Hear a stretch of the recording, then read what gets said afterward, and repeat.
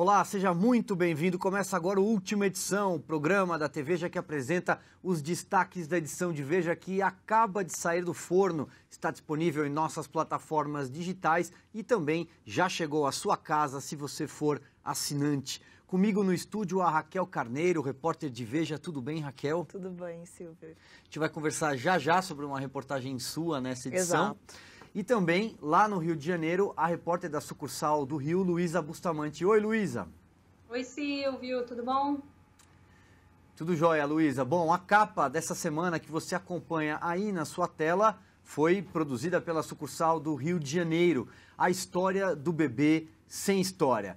Luísa, vou passar a bola para você comentar um pouco dessa reportagem, uma reportagem muito triste, sobre um caso muito complicado de um bebê que foi baleado ainda no útero e acabou virando um símbolo do que é essa luta contra a violência no Rio, é isso? Exatamente, Silvio. O caso da Claudineia, né? Ela estava grávida de 39 semanas, 9 meses, prestes a ter o filho, e foi baleada quando ia para o supermercado, veja só, comprar repelente. Ela tinha medo da Zika. E, infelizmente, ela foi atingida por uma bala perdida, que também acertou o bebê.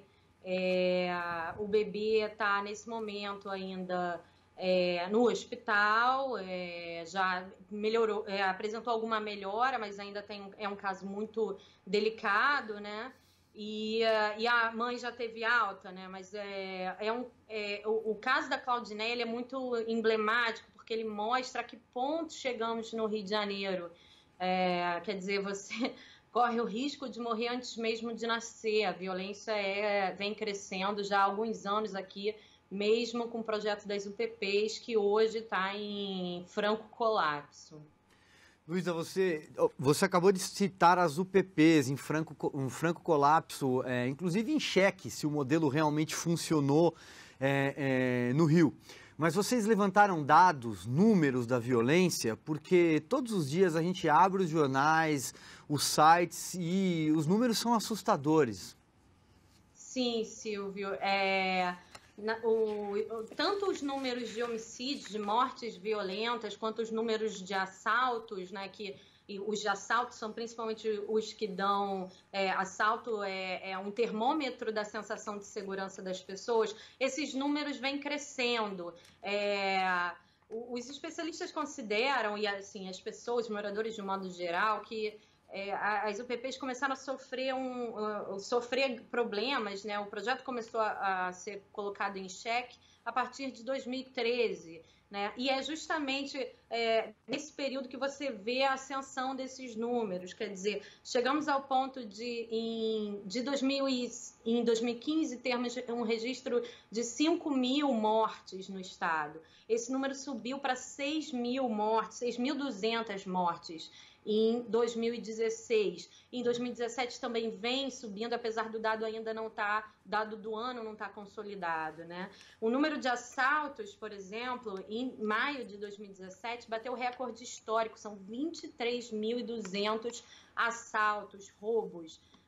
Então, assim, definitivamente os números mostram que o projeto precisa ser reavaliado com urgência.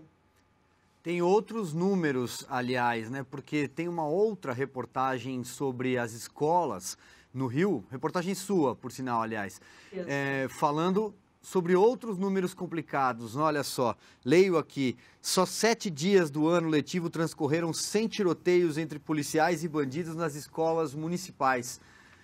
Bom, conta pra gente. Pois é, isso significa que dos 101, um pouco mais de 100 dias... houve tiroteios no entorno de pelo menos uma escola do Rio. 1/3 da rede municipal está em lugares considerados complicados por conta de violência armada. É uma violência entre bandidos e policiais ou entre bandidos e bandidos. É o exemplo da Maré, onde você vê 3 facções no mesmo território, né? Quando a polícia entra para fazer as operações, essa situação se agrava. e os alunos sofrem muito com isso. O número de aulas perdidas aumenta a cada ano, né? A reportagem teve em dois lugares que eu considero muito emblemáticos, foi na Maré, que eu acabei de falar, onde você vê boca de fumo e bandidos armados com fuzil a 20 metros das escolas, um terreno bem conflagrado. E em Acari, onde em março morreu a menina Maria Eduarda, atingida por uma bala que saiu da arma de um policial, também muito impressionante chegar lá e conversar com os alunos já marcados por esse cotidiano de tiroteio. Eles já naturalizam isso, falam sobre morte, tiros, situações de risco de vida impressionantes, com muita naturalidade, quer dizer, já se habituaram, apesar de ainda se revoltarem, é mais fácil para eles, aparentemente, falar disso. Ali na escola de Acari, enquanto a reportagem estava na escola, a gente viu um caminhão de carga roubada passar, tem uma boca de fumo atrás, na frente da escola um rio imundo, quer dizer, o chamado valão, e apesar disso as crianças estão lá, tentam chegar à escola das formas possíveis, né? Porque quando o tiroteio não é no entorno da escola, é perto das casas delas, então elas não conseguem sair de casa. Acaba que, enfim, os alunos, o ensino, de certa forma, está refém dessa situação também. E isso dá um impacto muito ruim no desempenho dos alunos e no estado emocional deles também. Sem dúvida. Luísa, obrigado. E obrigada. Que seja um final de semana mais tranquilo por aí no Rio. É o que a gente espera, Silvia, a gente está precisando.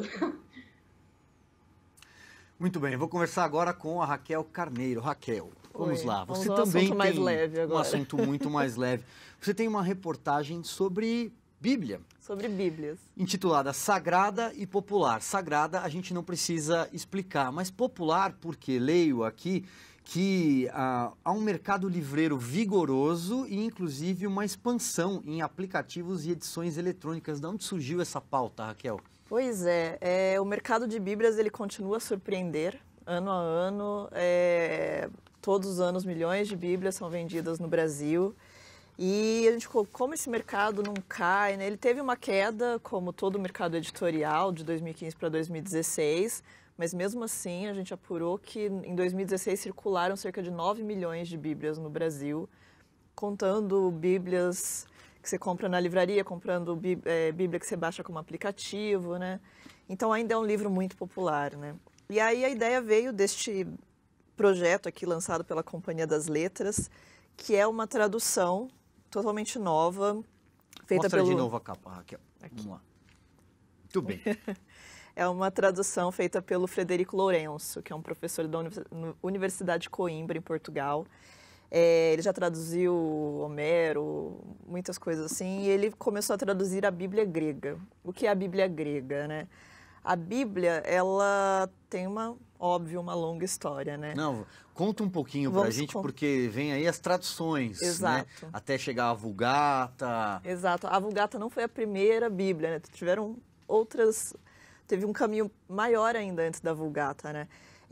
O Antigo Testamento, para quem está um pouquinho familiarizado, a Bíblia é dividida em Antigo e Novo Testamento, né?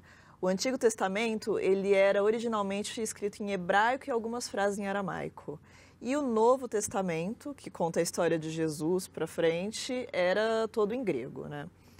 E aí, durante o século III a.C., 70 estudiosos judeus traduziram esse Antigo Testamento. O que existia na época, pegaram lá e fizeram uma tradução grega.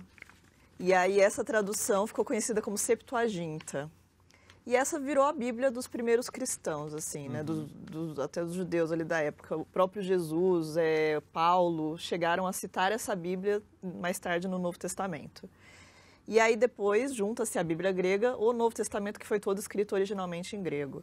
Então o Frederico Lourenço ele fez essa tradução, e aí a diferença além de ser uma tradução direto do grego, é uma visão, ele tem várias notas de rodapé, introduções super interessantes, sem uma visão teológica.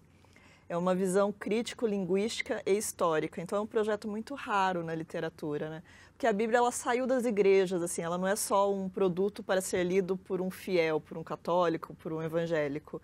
Ela é um livro a ser estudado em universidades. Por falar em estudo, foi uma pesquisa vasta, não, Raquel? Quem passava pela sua mesa na redação disse que estava cercada de pilhas de Bíblias, assim, de todos os tipos. Todos os tipos. As pessoas começaram até a me respeitar mais ali na redação. Não falavam mais palavrão por perto, né? Muitas Bíblias. Foi uma pesquisa longa, entrei em contato com várias editoras que lançam... Essa é outra coisa que incrementa o mercado de Bíblias, né? No mercado editorial.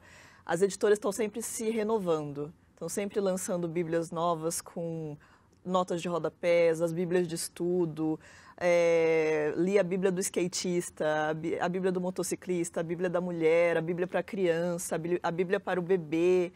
Então, é um mercado que está sempre em constante atualização, usando um texto antigo, né? E as traduções, né? Essa não é uma única tradução nova. Existem outras editoras que têm lançado traduções da Bíblia variada, né?